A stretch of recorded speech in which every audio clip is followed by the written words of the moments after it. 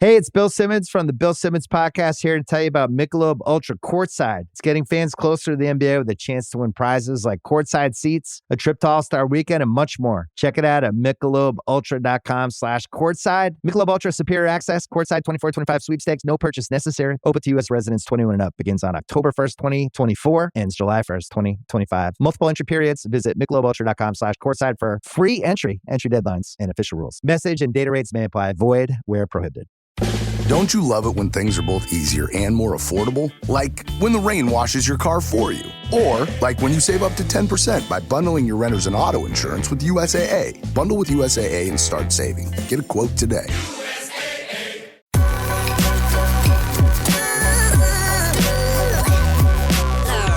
The following is a presentation of the Belly Up Sports Media Network.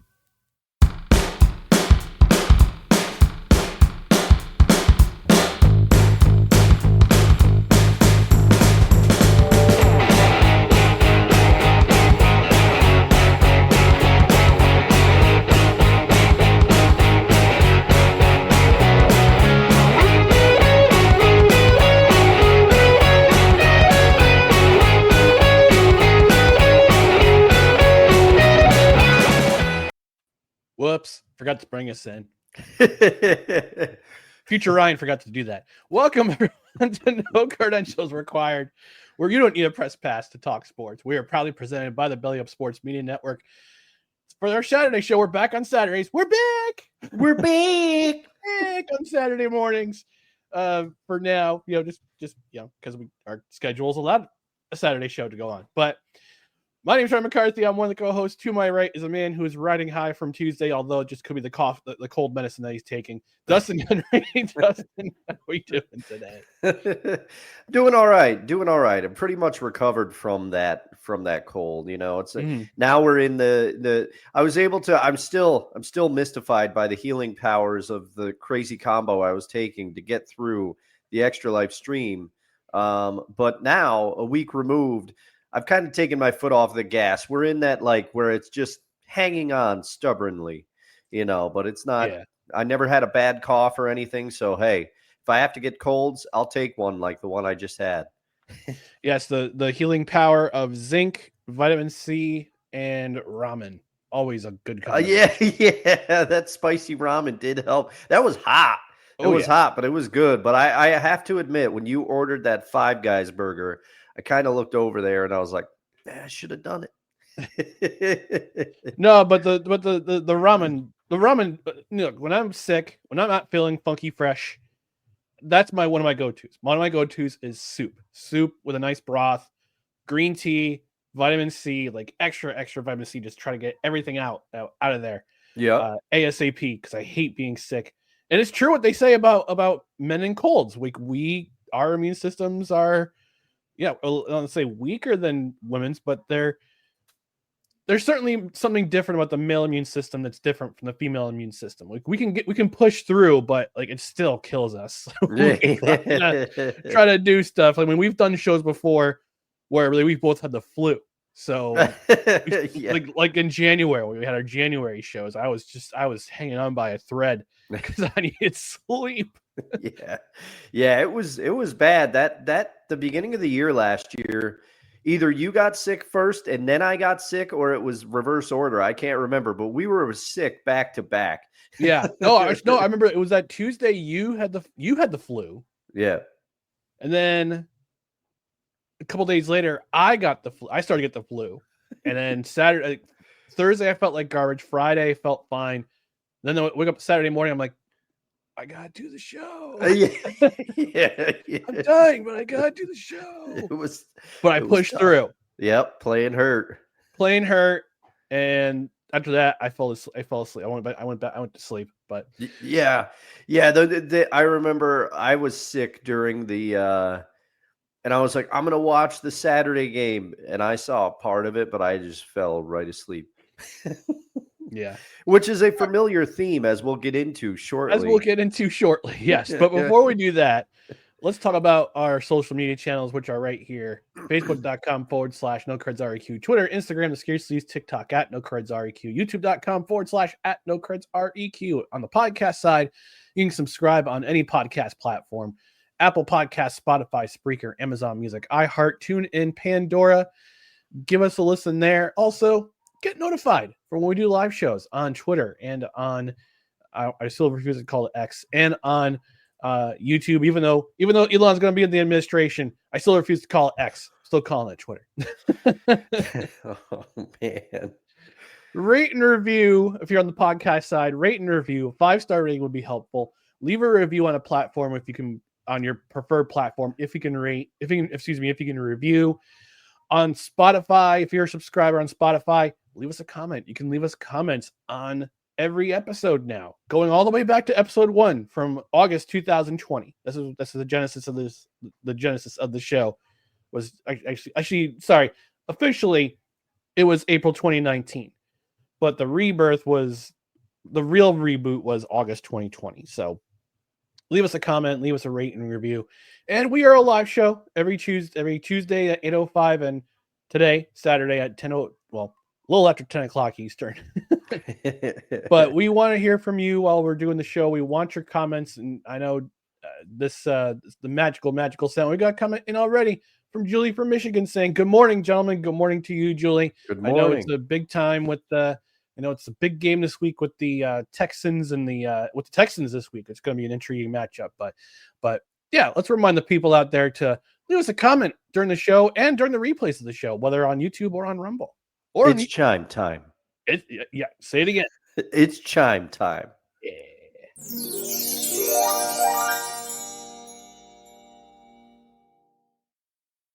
Yeah, so do us a favor, leave a comment, like, share, subscribe, share, talk to it.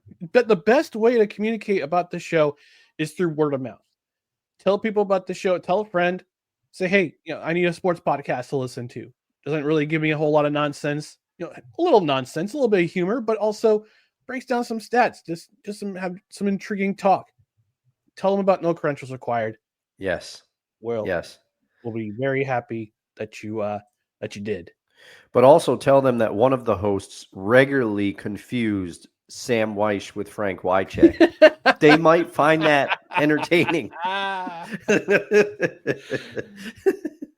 Another comment coming in from Kevin Wilson, Philly Up Fantasy Sports, fellow Seahawks fan like Dusty. He says, "Good morning, fellas. Good morning to you, Mr. Wilson. We appreciate you stopping by."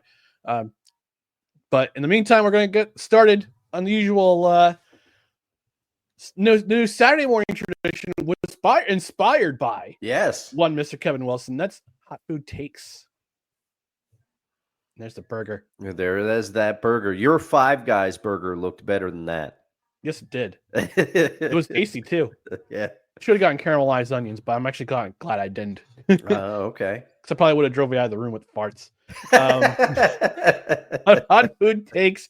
This is going to take, and this is a different version of Hot Food Takes. This is going to be beverage related. Mm-hmm. So Dustin and I have been spitting back and forth about ideas for Hot Food Takes, what we should do. And he came up with one that wasn't food related, but was more beverage related. We're going to talk about Coke versus Pepsi. Dustin, why don't you go ahead and lead off? Which of these two beverages, these mass-produced beverages that are possibly terrible for us, but I don't care. We're going to enjoy them anyway. Which one of these two are you going to make your case for? Well, I will tell you. So, as with everything, I have stipulations. I have,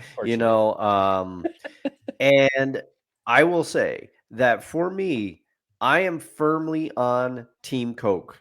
Coke is the nostalgic one for me. Coke is the OG. You would think because Pepsi really made an advertising push in the 80s and 90s that I was like a Pepsi guy. I was a Michael Jackson fan back in 3rd grade. He was doing that Pepsi commercial where he got his hair burned and everything. I remember that. Yeah. It was bad. I watched it. Just like Michael Jackson. He's bad. Yeah, I watched it. Oh, man. I watched it brilliantly brilliantly recreated on the Jacksons, An American Dream. Go back and watch that movie. I watched it in 2 parts on VH1 multiple times back in the day. I was quite the Michael Jackson fan until the summer of 1994. Was it because of the allegations that the poster came down? No, it was because I heard Pearl Jam's 10 and Nirvana's Nevermind for the first time. And that completely changed my musical trajectory and my musical life. But anyway, before I've already gone off the rails. I am Team Coke. Coke is the original one for me. Coke is the one that I remember. I remember going to Pizza Hut in the 90s, and they had those red glasses that were Cokes, and you'd go there after Little League games or whatever. But to me, it just symbolizes, and it tastes, most importantly, I'm getting away from what I said. Regular Coke, to me, tastes better than Pepsi. However, I will submit, here's where the caveat comes in. If you force me to choose between Diet Coke and Diet Pepsi all day. Diet Coke is horrific. I know my Uncle Al is a big Coke Zero fan. I haven't had enough of that to make a judgment. When I drink Coke, I go for the OG Coke or Wild Cherry Coke if I can get it. Cherry Coke, rather. There's only a few places you can get that. But to me, Pepsi's got like this, I don't know how to describe it, but it's like obviously they had to make it taste different than Coke in its own way, right? But Pepsi's got like this taste that doesn't always sit well with me. And it just makes me want a Coke. And also, for all the people that say there's something about McDonald's Coke that tastes different, there is. They have an exclusivity deal with Coke. Mm-hmm. They have their own proprietary blend of Coke. I've never had Mexican Coke that uses real sugar. I've been told you got to get down on that. So I'll have to. I've cut soda largely, but I'll have to check that out. But I am Team Coke. And we got Kevin saying add lime and Coke brings on the power. I agree with you, Kevin, there. Coke tastes citrus very well. Lemon as well you could do it with. And also, for a kid growing up that didn't like root beer, Coke Float was my option. I loved a good Coke Float. But with that, I cede the floor to you. Which is it? In the words of our friend Drew Willingham, for the sake of debate. Well, not necessarily for the sake of debate. All right. I'm going to be booed out the building, but I don't care because you can boo me all you want. I've seen what you people like. Pepsi. Team Pepsi. I'm Team Pepsi. Okay. Some of it, yes. When I was a kid, Michael Jackson was the big thing. Thriller. Thriller is still, I found this out on Normal World the other day. By the way, Normal World is an awesome podcast. If you like to laugh, go listen to that. Found out that Thriller is still the highest selling album of all time. Wow. Over 120 million copies have been sold. That's amazing. From its release in 1983 to now, like Thriller. And Thriller is the Halloween song. It's like, I know it's not about Halloween, but it is the Halloween song. That's when you play it the most. Oh yeah, for sure. I've actually, I think I've been to, I can't remember whose wedding I went to, where the DJ played Thriller. We're all doing the zombie dance. Oh yeah, awesome. That zombie dance is a thing. And do you remember, Ryan? We're aging ourselves, but do you remember how big of a deal that Thriller video was? Oh, it's huge. It was groundbreaking. It was groundbreaking because it was like that was the first real theatrical music video there was. It was directed by John Landis. Yep. I think Steven Spielberg was involved in it somehow, if I remember correctly. I think you might be right about that. And Vincent Price was the voiceover, and it just seemed like a mini movie. Yeah, yeah, and it was like an event. Like people watched that premiere. Yeah, it was massive. And I was one of those kids who watched that premiere. Yeah, yeah. I'm that old to remember. I'm that old to remember that video when that video premiered. Yeah. But yeah, I've always been kind of a Michael Jackson guy myself. Even through the allegations, which they're still kind of. We know, but we don't know. He's dead now. I'm sorry, probably unalive. Sorry, he's now unalive. So, don't want to get tossed off YouTube. Yeah. But anyway, back to the conversation. Yeah, I mean, the Pepsi got me with when I was a kid, with the Michael Jackson. Michael Jackson drinks Pepsi. You should drink Pepsi too. Of course, we didn't know back then about the psychology behind advertising and marketing. But yeah, for me, Pepsi is the better drink, in my opinion, my humblest of opinion. And I'll tell you why.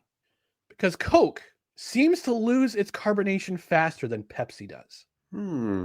That's a big reason for me. That's a big thing for me. Like when I want to get, I mean, I like you, Dustin, I don't drink soda as much anymore.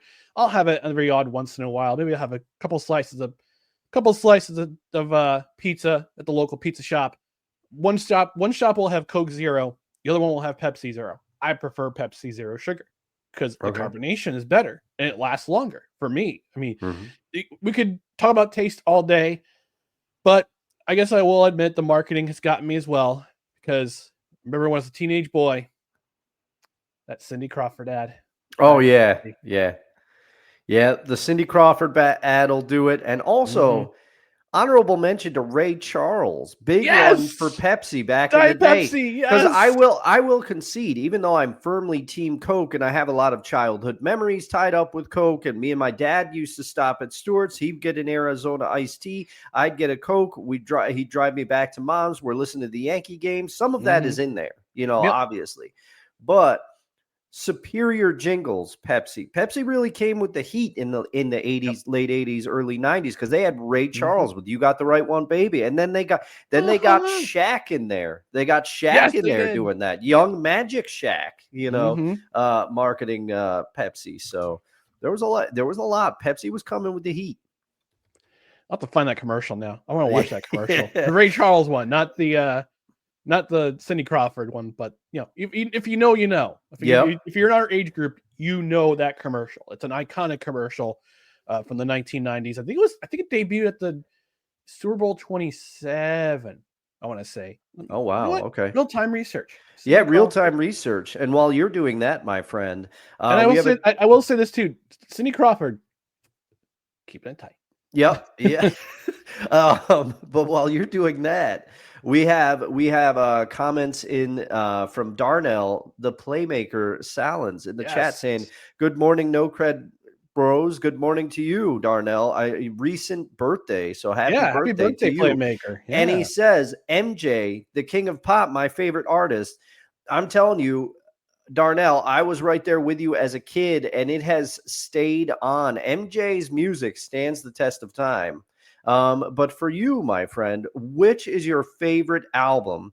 Is it Thriller? Is it Off the Wall? Is it Bad? Is it Dangerous? Let us know in the comments, because for me, that's a tough pick, because MJ was really coming with the heat, and it's fitting that we acknowledge Quincy Jones, one of the geniuses, true geniuses behind Thriller, passed away earlier this week. So he did. So R.I.P. to Mr. Jones. But on Playmaker, let us know in the comments what's your favorite MJ album, because I could chat MJ with you. It's easier than talking Seahawks Rams with you, because that was brutal. That was brutal. Yeah, and it's also open to the rest of the chat. What's your favorite Michael Jackson song or Michael Jackson album? Because I grew up in the era when it was just Michael Jackson every day, all day, every day, between the videos, the music being on the radio. Back in my old days in New Jersey, all the tabloids being all about, who is he dating now? Is he dating Madonna? Why does he have a monkey named Bubbles? What's up with Neverland? So one other thing, I will say that I will contest this. I will concede this when it comes to Pepsi versus Coke. Nobody orders a Captain and Pepsi. Yeah, You're a psycho if you're Ryan, you psychotic. You know what you have to do now. You know what you have to do. You have to go to a bar. You have to go to a bar. You have to be that guy. I got to be there for the reaction. Kind of a Captain and Pepsi? What? Captain and Pepsi. Or say rum and Pepsi. Yeah. I have a rum and Pepsi. I'll take a Jack and Pepsi.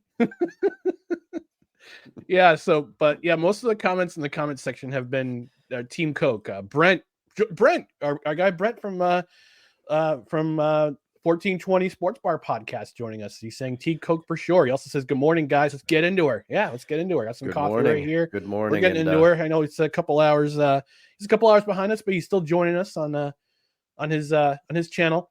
Kevin, as he mentioned, he said, yeah, add lime and Coke brings the power. Same thing with Pepsi too. As you know, if you put a little citrus in Pepsi, it definitely does make a difference. Julie saying Coke is zero is top notch. All right, she's up there with Uncle Al then. Yep, for sure. Kevin also says Coke is always better when you get at McDonald's. You know what's underrated? Underrated McDonald's drink. Their Sprite.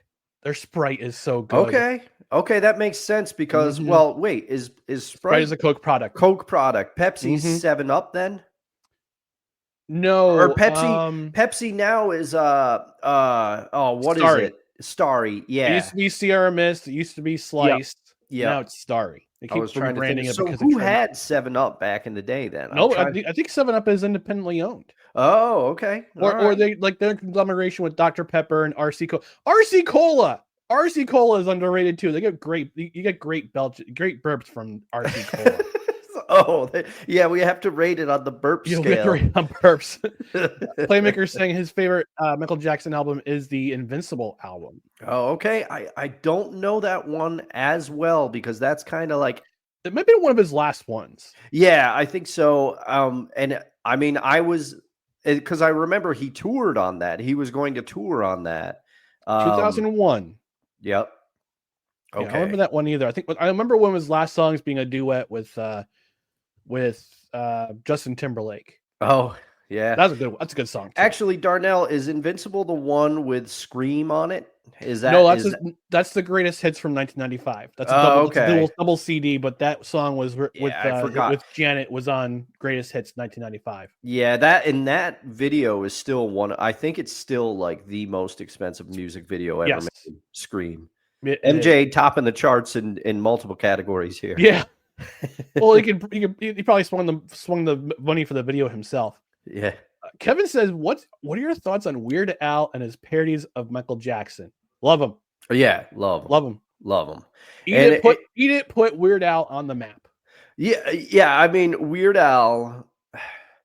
I'm gonna say it. Weird Al. I think he's a genius. He is. Coming up with some of that stuff, and because I am a Nirvana super fan, it is funny that I read that Kurt Cobain back in the day, Weird Al had to call Kurt Cobain to get clearance to do the parody of Smells Like Teen Spirit, Smells Like Nirvana, where he famously says, that he basically is making fun of that you can't understand the lyrics the whole time. Like grunge. Yeah. And so apparently that was the sign. After Kurt Cobain, he got the call apparently at Saturday Night Live, if I remember, like right before they were about to go on for Saturday Night Live.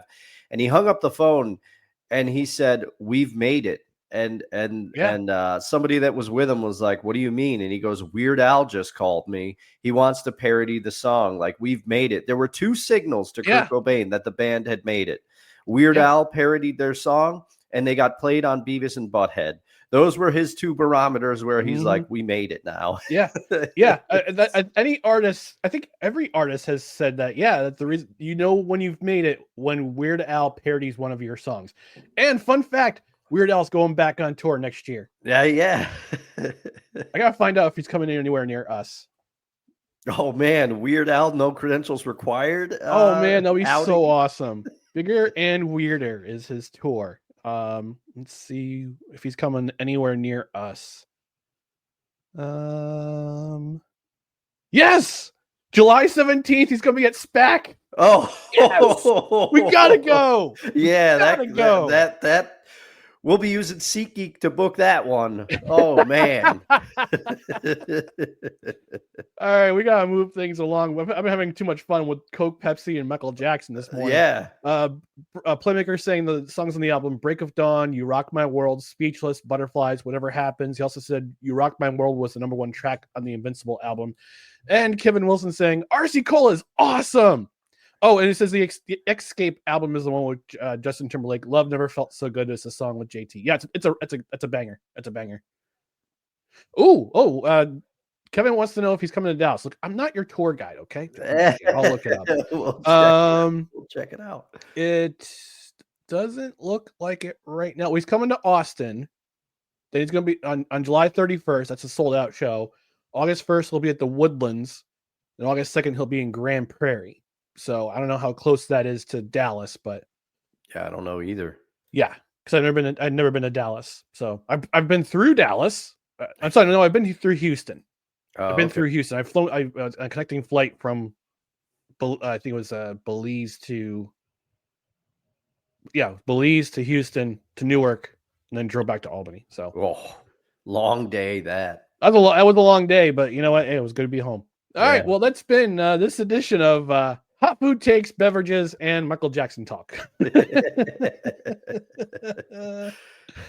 All right, let's talk about let's dive into NFL Week 10. We'll start off with the review of Bengals-Ravens, the Thursday night game. This was another Thursday night thriller. You know, most of them have been duds this year.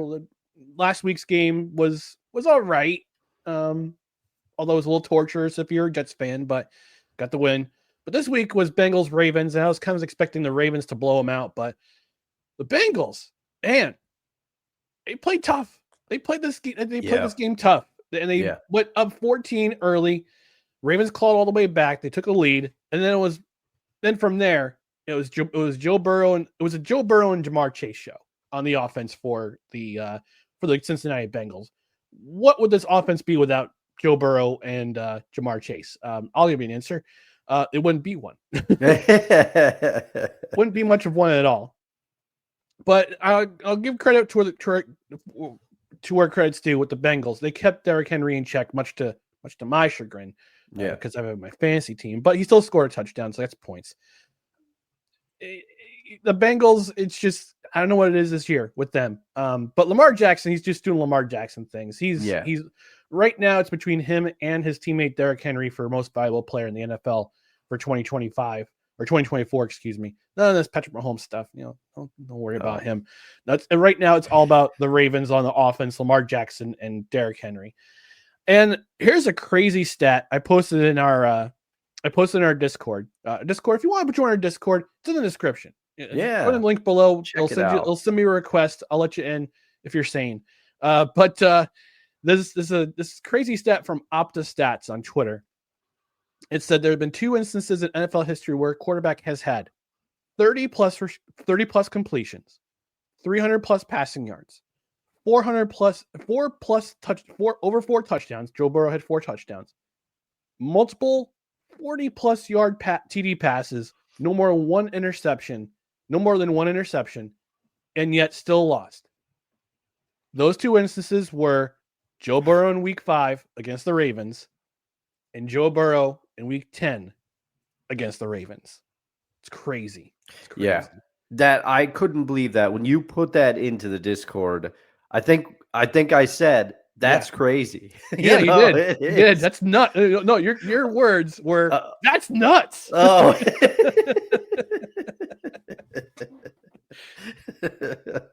Oh man. But what were your impressions of this game? This was a crazy game. Unfortunately I had to miss. I had a commitment, but it was well worth the commitment was well worth making the time. I'll just put it that way. Yeah. But what were your impressions of this game? All right. So here's the thing. The first couple weeks of the season, I was watching football, Thursday night football. I'm like, I have Prime. I gotta do this for the show so that we have things to talk about on Saturday. I can actually recap the games. And those first games, as you know, were so bad that I was just like, I got to stop making this a priority because but now we have been on a stretch where the Thursday night football games are amazing. Yeah, so cut to me Thursday. I'm like, I don't have the plans that I sometimes have on Thursdays. I was like, I'm sitting down. I'm watching this. I got my black notebook. I was ready to take notes. Here it is, folks. Here's how the sausage is made for me. I take notes handwritten, and then I type them into the show rundown later. But I sit down. I'm like, I'm going to watch this game. Bengals go down and score 7-0. Ravens respond 7-0. I'm like, this one's going to be good. This one's going to be real good. And then the defenses kind of shut people down until the Bengals went up 14-7. I'm like, all right. Hasn't really lived up to the billing. And I made the mistake. I'm like, I just need to stretch out a little bit. I laid down on the couch. I laid down during halftime and I never woke up. So I missed the entire second half, which was unbelievable. I'm like, was it playing in your dreams though? Like, things happen when you fall asleep watching something, and it'll be incorporated in your dreams when you're hearing it. No, that did not happen this time. But I was tired. I must have just been tired. It's been a week at work. You know, I'm trying to cover. I'm trying to do a lot. There's family things, and I was just tired, and I fell asleep. So I missed the entire second half where it was unbelievable. I mean, the back and forth. And Darnell again says Lamar Jackson is different. He is. Yeah, he is. Indeed. And he is the reason that the Ravens were able to pull that out. And the Ravens are going to be a tough out because they have Derrick Henry that can pick up the slack now if teams are shutting down Lamar. But there was one play that stuck out to me that really underscored Lamar's his difference-making ability. So I can't remember if the touchdown pass, who the touchdown pass was to, but the Ravens tried to take a deep shot to Rashad Bateman early in the game, and it didn't work out. It didn't work out because the Bengals DB was able to recover nicely and make a play on the ball. But then when the Ravens scored that touchdown that I actually saw, Lamar did this thing where he tucked the ball and ran a little bit behind the line of scrimmage, making it look like he was going to run. And the whole Bengals defense shifted forward. And then Lamar just tosses a pass to a receiver that's wide open because of that. The defense shifted because Lamar made it look like he was going to move. And then he just threw it. That's how scared teams are of Lamar Jackson. And they should be. But I also have a proposition, Ryan. I have a proposition for you. Okay. And I know. Playmaker confirms it was Bateman. Okay. All right. Thank you. Thanks, Playmaker. Thank you very much. And so, Ryan, I say, and this is kind of going back in a little time machine, but if you haven't noticed, the Thursday Night Football games, it's starting to pick up again. So yes. Whether it be you or I that comes to power, I mean, I know you're focusing on baseball. So maybe I should focus on unseating Roger Goodell. And when I successfully do that, we are taking Thursday Night Football, and Thursday Night Football does not start in the NFL season until the last week of October / first week of November. We will call it a November to remember. And if you remember, the Thursday Night Football when it was exclusive to NFL Network, it did not run the entire season. And I think we have to bring that back because you're absolutely right. Those first Thursday Night Football games are brutal. They have the effect of preseason games. Nobody's in shape yet. People get hurt. They're tough to watch. But now the season, teams are finally in shape now. Players are ready. Yeah. And we've been doing Thursday Night Football enough years to where players can prepare better for it. And there's some times where the rest is built in because once you play on Thursday Night Football, that you then have 10 days to prepare for a game sometimes the next week. But push it to late in the season because these games have been good. These games have been good for the last 3 weeks or so. You are absolutely right. And when you said we got to move the schedule to week 10 and for Thursday Night Football, you're absolutely right because the wheels got turned in my head. And you think of the Thursday night games from weeks 1 through 9. I mean, the Thursday night, the kickoff on Thursday nights, the Super Bowl champ always plays. Yeah. We'll keep that in. Yeah. We'll keep that in. We'll keep First Friday, but not play in Sao Paulo because that was a clown show. We'll play it somewhere else. Somewhere with less crime and players can actually go out and about and enjoy their time in the city. They can't be locked up in their rooms. Anyway, I'm on a tangent. But yeah, you look at the Thursday night games And there were a couple of exceptions. The Buccaneers Falcons was pretty good. Was yeah, really that good. was good. Yeah, that was one I missed out on. But yeah, most of them have been duds so far. Most of them have been duds, and they're featured teams that a lot of them feature teams. I know the NFL has to have it where all 32 teams have to play a Thursday night game, which is stupid. Yeah. They just played 2 Thursday night games in the first 9 weeks, which is dumb. But yeah, you're right. You're absolutely right. I remember back in the day, they used to have the special Thursday night or they had a Friday night game. Yeah. One time, I think in the 80s. I think it was between your Seattle Seahawks and the Denver Broncos, if I remember correctly. Mm-hmm. It was one of the first years when we were up here in New York from New Jersey. We moved from New Jersey. But yeah, let's make it Dustin for commissioner of the NFL whenever the hell Roger Goodell's contract expires. Let's keep the Thursday night schedule from week 10 through which will probably be week 19 or 20 when we go to 18 games. Because it's going to happen. It's going to happen. 18 games in the NFL is going to happen. It's going to be an inevitability. This league is too popular. But that's one of the rules you should install too. If they go to 18 games, all stadiums have to be natural grass. Okay. Or a hybrid. A hybrid. Okay, yeah, I'm with it. Yep. We'll do that. Yep, because it's possible to have you could grow grass in the places where you need to grow grass that'll last the entire year. It's regional. It's a regional thing. That's how things are done. But yeah, this game I don't regret missing it, but looking at the result, I'll have to look at the highlights and see what happened. It looked like a really great game. And we're gonna go to a break, but before we do that, we're gonna acknowledge a new cred head in the chat. Kevin, I think I know who this is. Maybe I know, maybe I don't know, but I think I know who this is. He says, Sports Ball! He says, I'm already there, big fan. And yes, he says, yes, but how bad is that Ravens defense? How does Burrow stack up against the Steelers D? We'll see.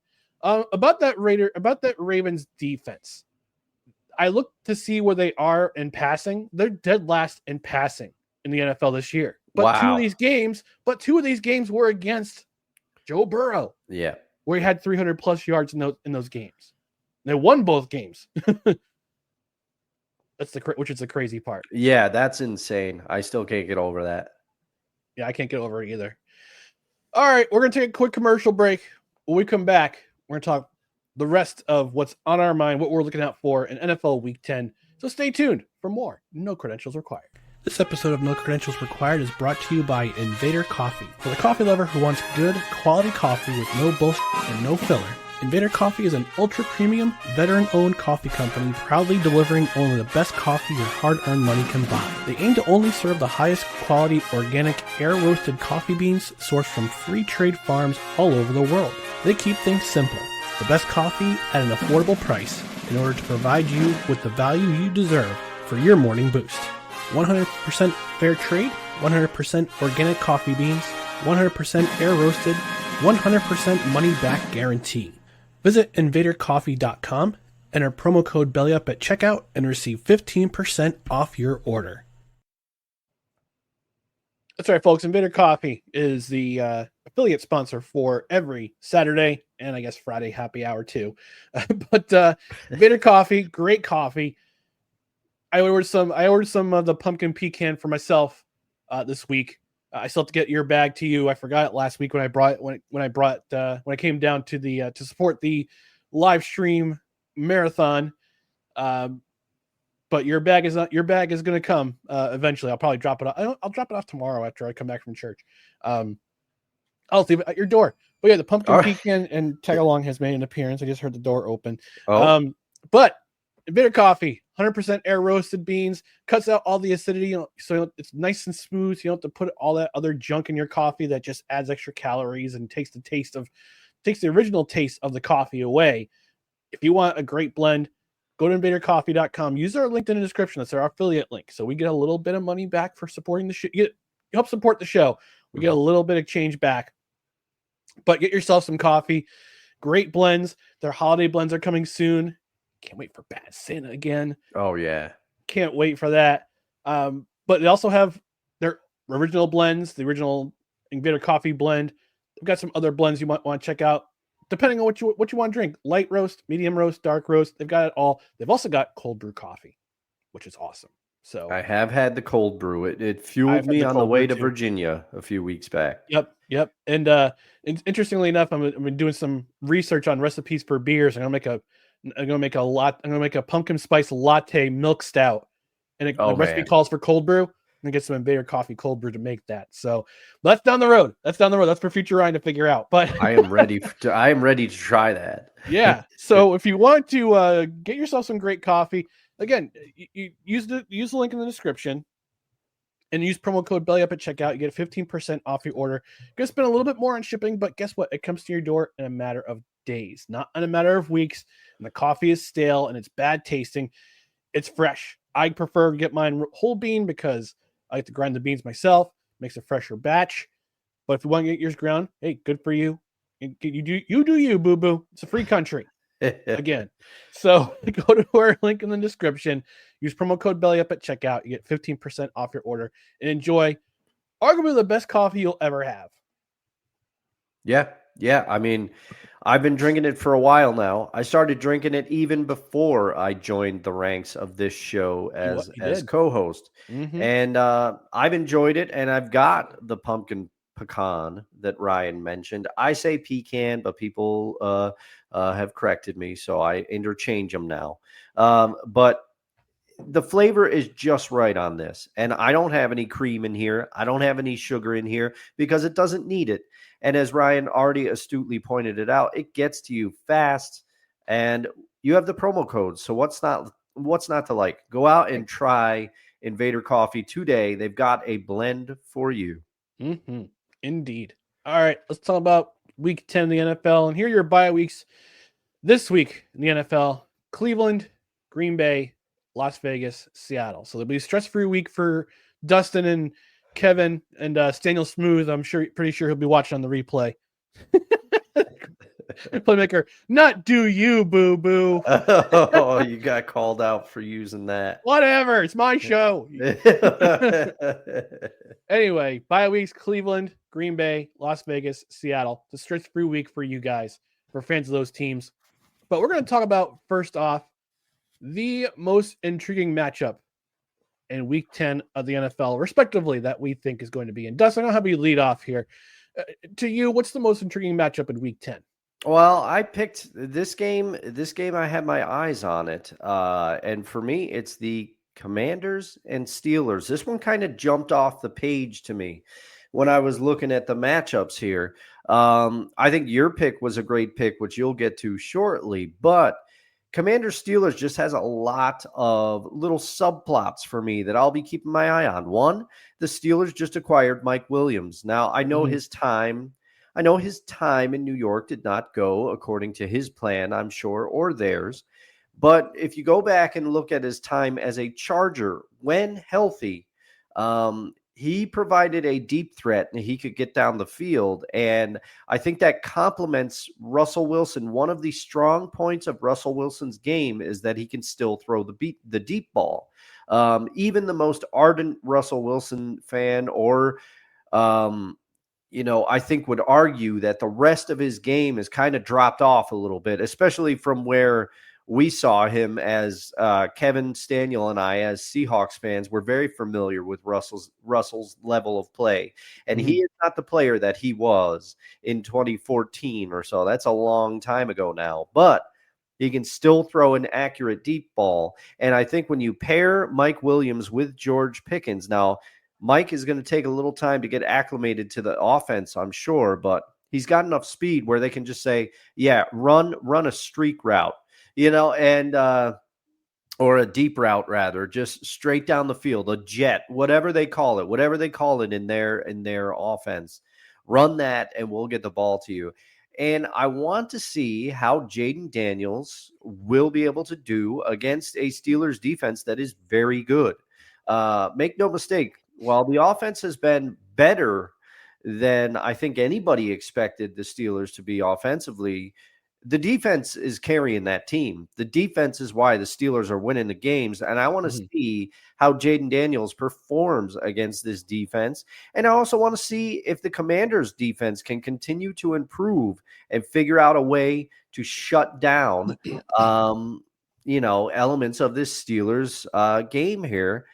And lastly, who's going to run the ball for the Commanders? Because as I understand it, Brian Wilson Jr. is probably going to be out for this one.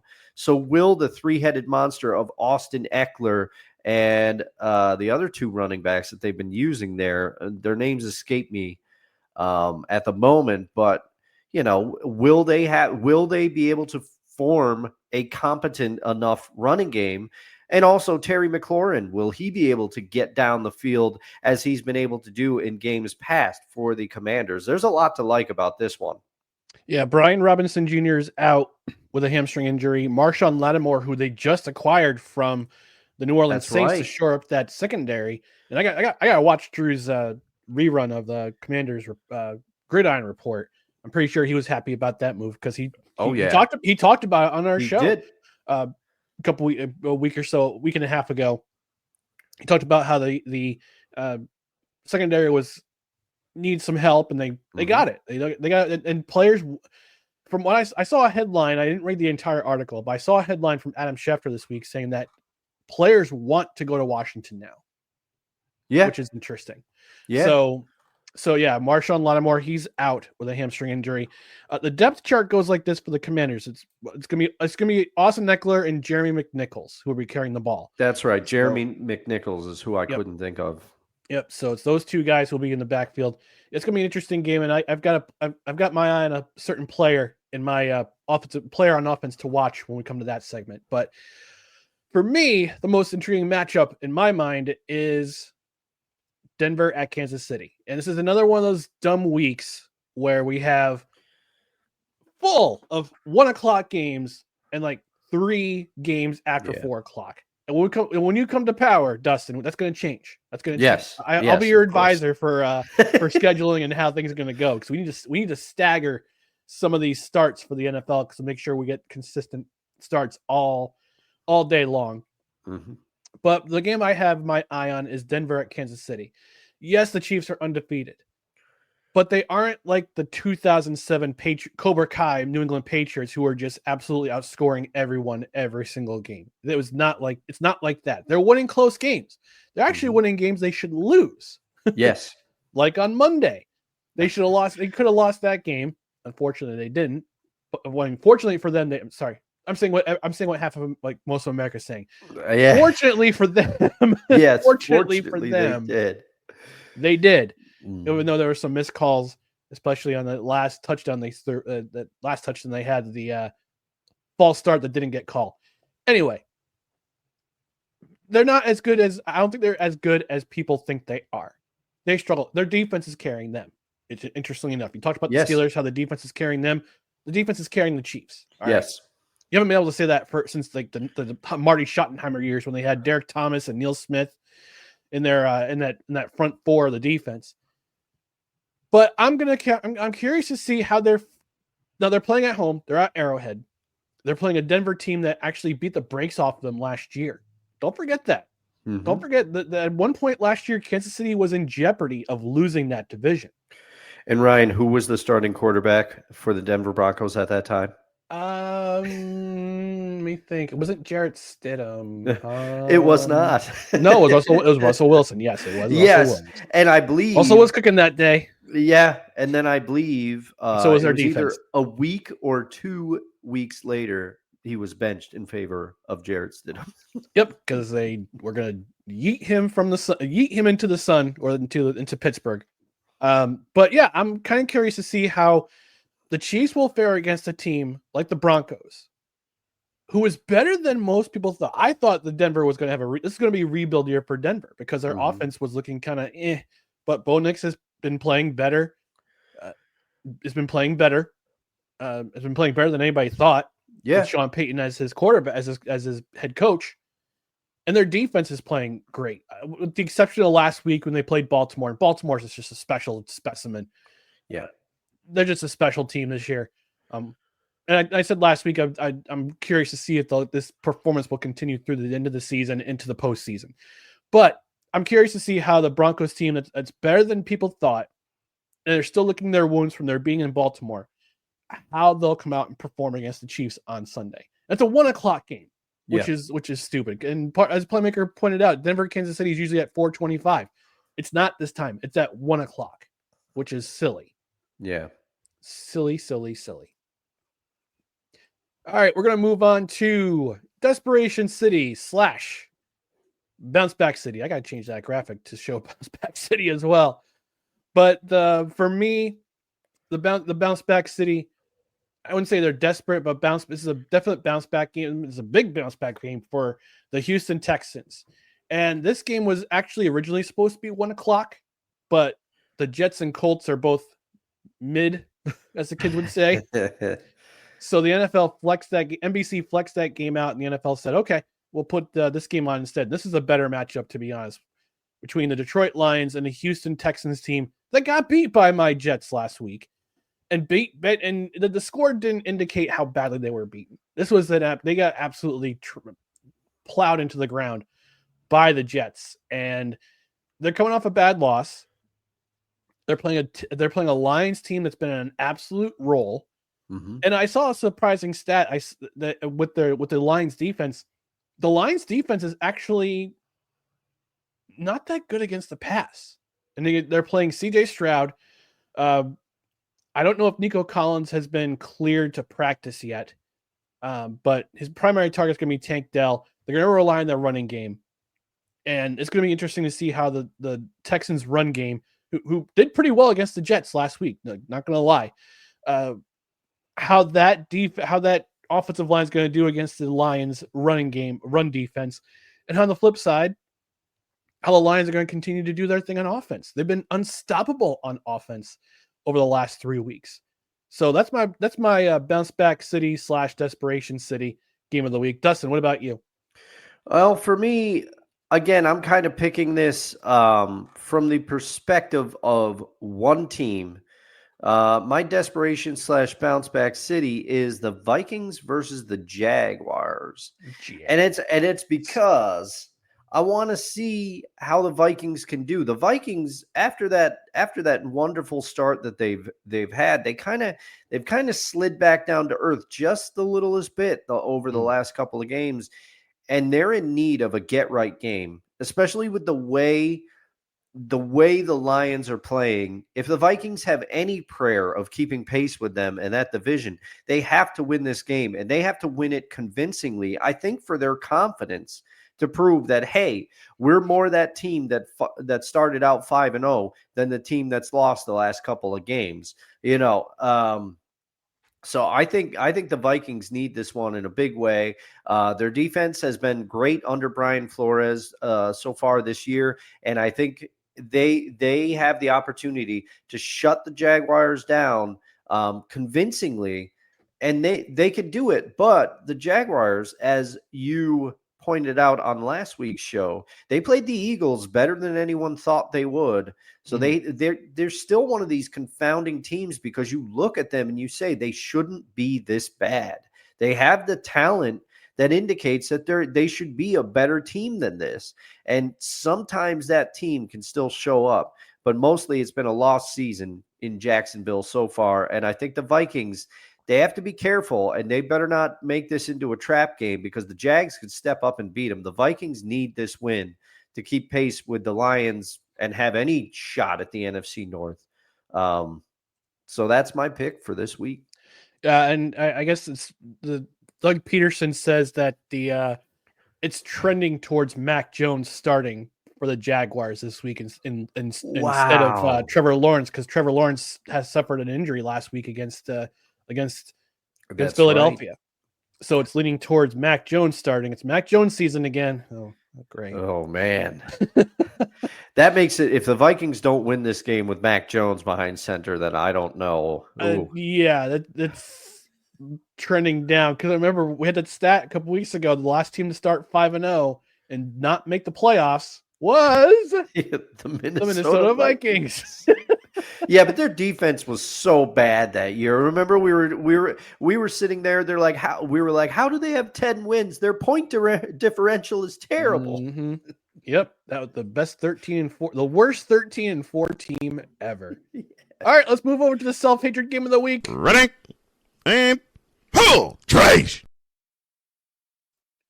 We had a comment in the comments section from Mr. Wilson. He says, What do you think? What do we think of the overseas game? Worth watching early that morning? I'll lead off with this, and I'll say, no. No, it's not. To our audience in Germany, to all 3 listeners in Germany, I've seen the stats. There. We do have listeners in Germany. All right. We're sorry you didn't get a better game. Yeah. Than 2 sorry teams. The only thing that the Berlin audience is going to get a kick out of is the Giants' rush defense. Giants lead the league. I don't know how a 2-7 team leads the league in sacks. They have 35 sacks this year already. But we're at week 10. If they're 2-7. That's the only thing that they really have to look forward to. So forgive my pronunciation. Al, if you're watching, let me know if I pronounce this correctly. Es tut uns leid, Berlin. That means we're sorry, Berlin.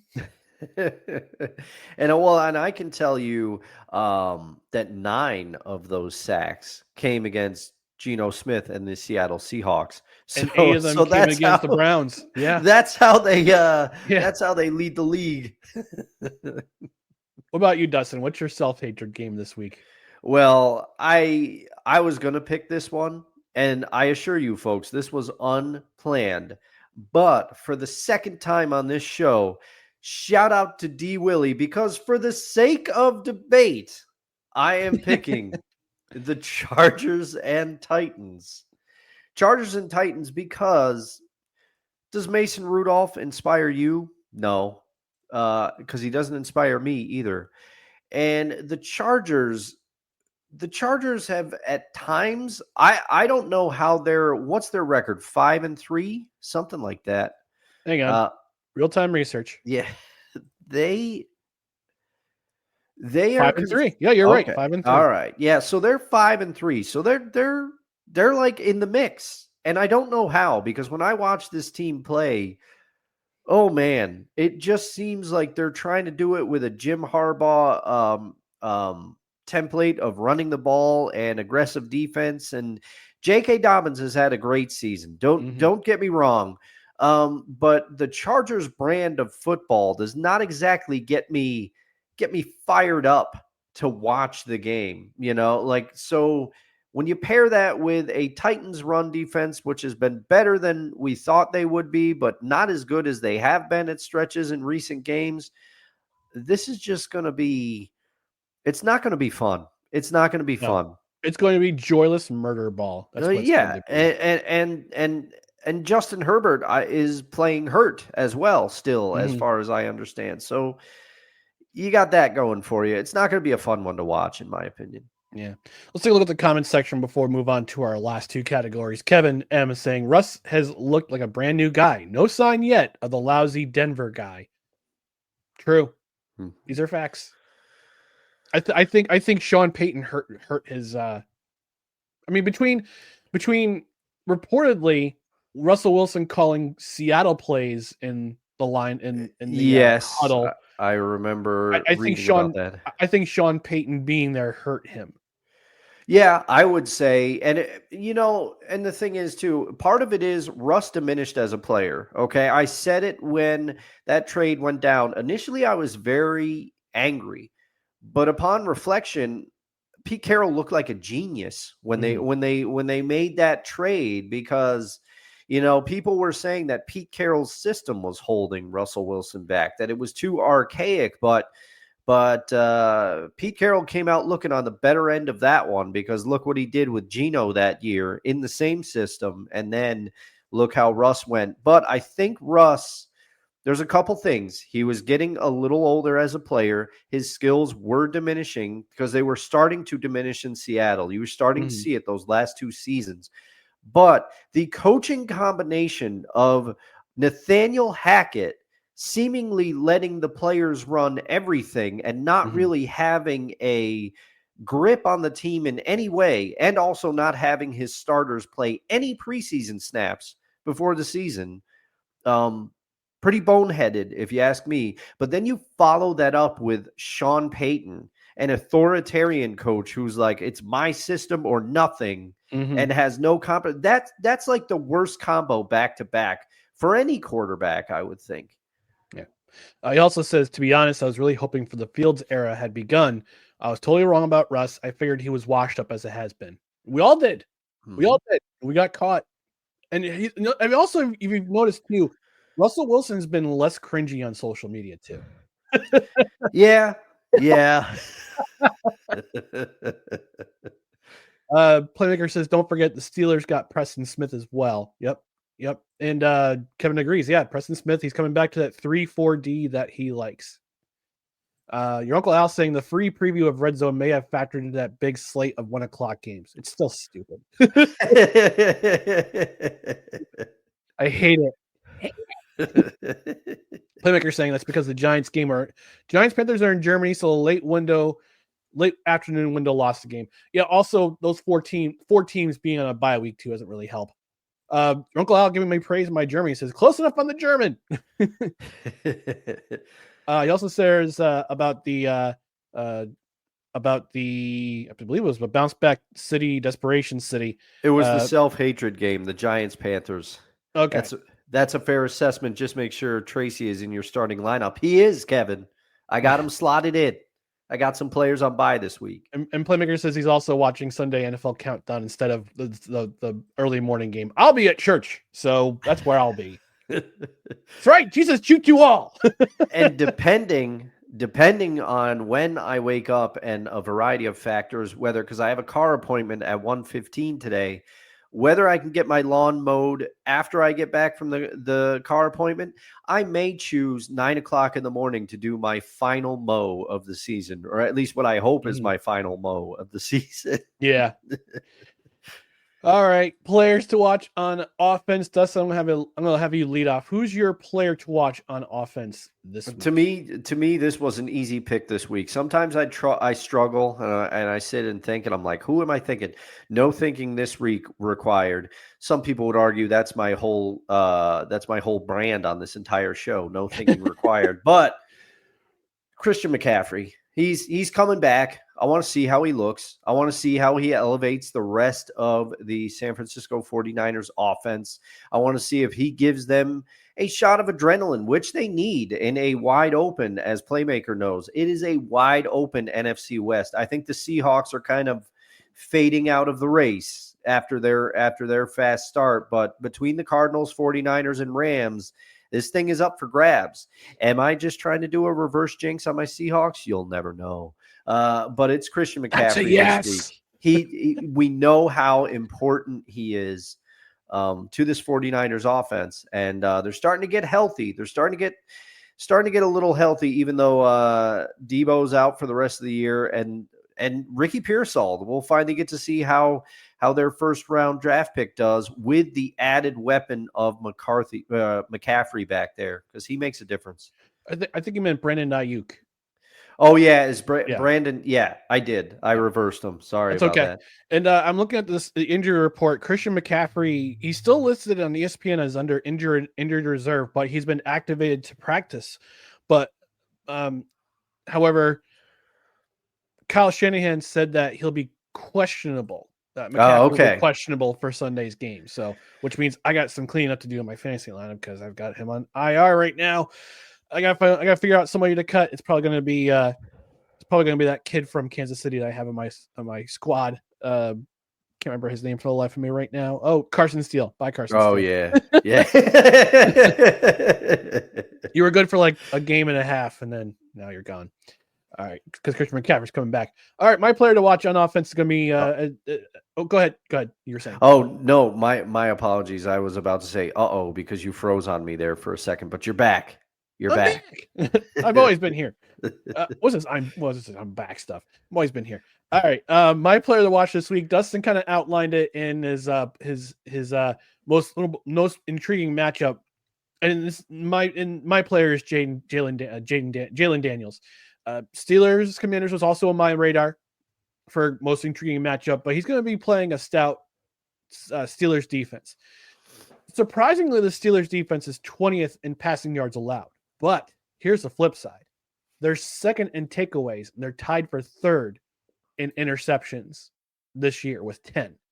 So that's going to be intriguing matchups to see how Mike Tomlin will scheme up the defense against a really talented player like Jalen Daniels, and to see how they'll manage not only his arm, but also his legs, because he can move. He's a mobile quarterback. He can get some run yards too. He can get some yards with his feet too, not just with his arm. So I'm kind of curious to see how he'll manage against this Steelers defense, who's pretty good. Not gonna lie. All right, let's move on to our next category: the players to watch on defense. I can't have him locked up. He's important to the defense. That's right. He is important to the defense.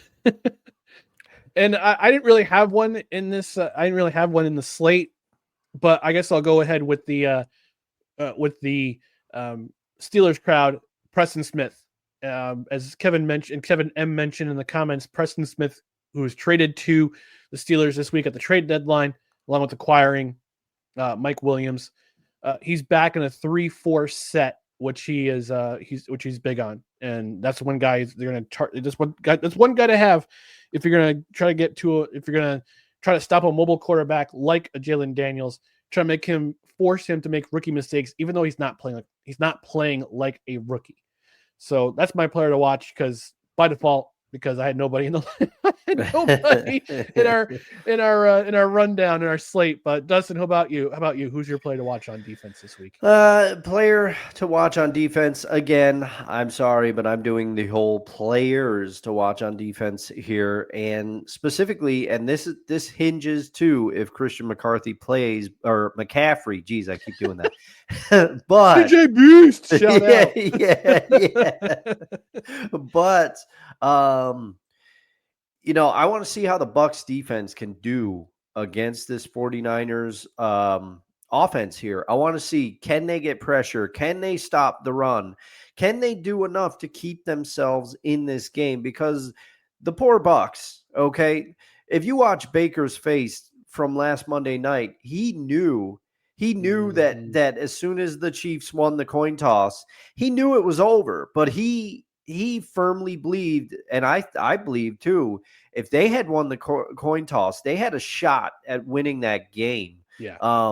It could have gone either way, because Todd Bowles, again, he had things schemed up. Now, the Chiefs offense, has it been where it's been in previous seasons? No.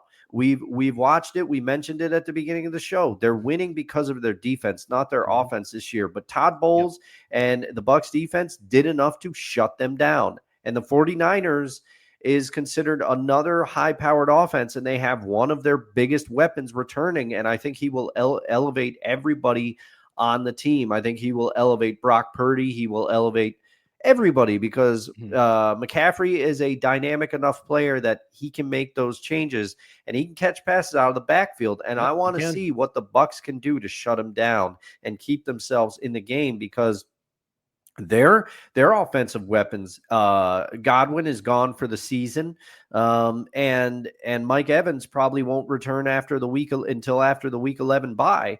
So who's it going to be? The running backs are going to have to come up big in this one, and it's going to be the Cade Otton show for Tampa Bay here. So their defense is going to need to show up big and stop the Niners to keep themselves in this game. Yeah, their pass defense has been atrocious this year, which is unbecoming of a Todd Bowles defense.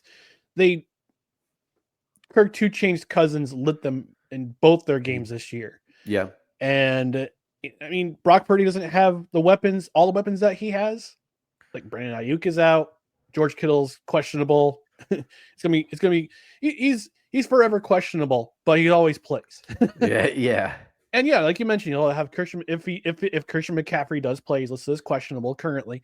But if he plays, that's just one more guy to have in your arsenal in the passing game against a team that, when depending on the opponent, like they had against the Saints a couple weeks ago when they forced a bunch of turnovers, but that was against a rookie quarterback Yeah. This time you're playing Mr. Irrelevant, the former Mr. Irrelevant, who's starting to get, who's having a great career so far. We'll see what happens if he's going to be in San Francisco for too long, because they got some things to work out with their cap. He's going to be wanting a lot. He's going to be wanting a big pay raise in the offseason, especially if he can get the 49ers back to the Super Bowl. So, but yeah, the defense for the Tampa Bay Buccaneers, the pass defense especially, is wishy-washy right now. Yeah. They keep getting, they can light things up against teams like the Saints, but they can't do it. They're just vulnerable against the teams like the Falcons and the Chiefs and so on and so forth. So be curious to see what they do on Sunday. All right, we're going to get out of here. But before we do that, just want to remind you about our social media channels. Follow us on social media, facebook.com/NoCardsREQ, Twitter, Instagram, the scarcely used TikTok @NoCardsREQ, and youtube.com/NoCardsREQ. On the podcast side, subscribe. We're not just a live show, we're also a podcast. Subscribe on Apple Podcasts, Spotify, Spreaker, Amazon Music, iHeart, TuneIn, Pandora, and get yourself notified on Twitter and on YouTube. Reminders, get yourself a reminder when we go live or we post videos, pre-recorded videos. On the podcast side, rate and review. 5-star rating would be helpful. A review if you're on a platform where you can review the show, review it.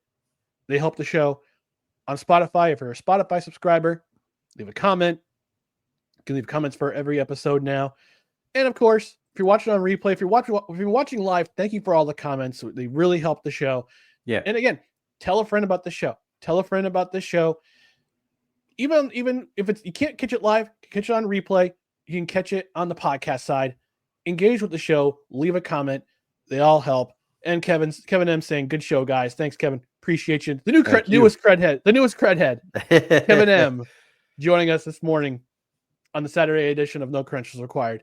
Paymaker says, "Great show, fellas. Now I must bury my face as Cole's Longhorns prepare to destroy my Gators." Oh. T's and P's, Playmaker. T's and P's. Thoughts and prayers. All right, we're going to get out of here. Thanks for joining us on the Saturday edition of No Credentials Required, where you don't need a press pass to talk sports. We're proudly presented by the Belly Up Sports Media Network. Oh, one more programming note. We're going to be live a little bit later on Tuesday. We'll be live at 8:05 and not the usual 7:05.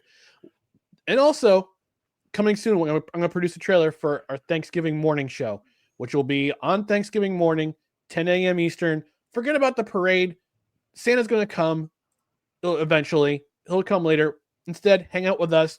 We'll talk about Thanksgiving foods. We'll talk about the games that are coming up on that day, the slate of games on that day, and we'll talk about other Thanksgiving nonsense. So join us then, 10 a.m. Thursday, November 28th, Thanksgiving morning. Come join us then. We'll do some Thanksgiving shenanigans. But in the meantime, thank you for tuning into the show. For Dustin Henry, I'm Ryan McCarthy. We'll talk to you again Tuesday, 8:05 Eastern, as we review Week 10 of the NFL. Until then, enjoy the football, and we'll talk to you again on Tuesday. Good morning, everybody. There it is.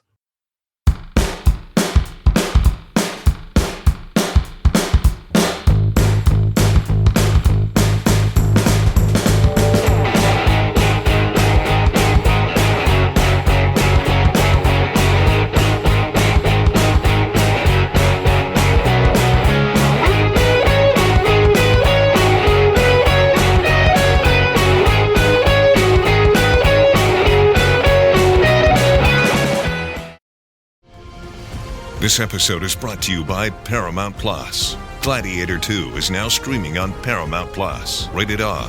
Years after the death of Maximus, Lucius is forced into the Colosseum after his home is conquered by tyrannical twin Roman emperors.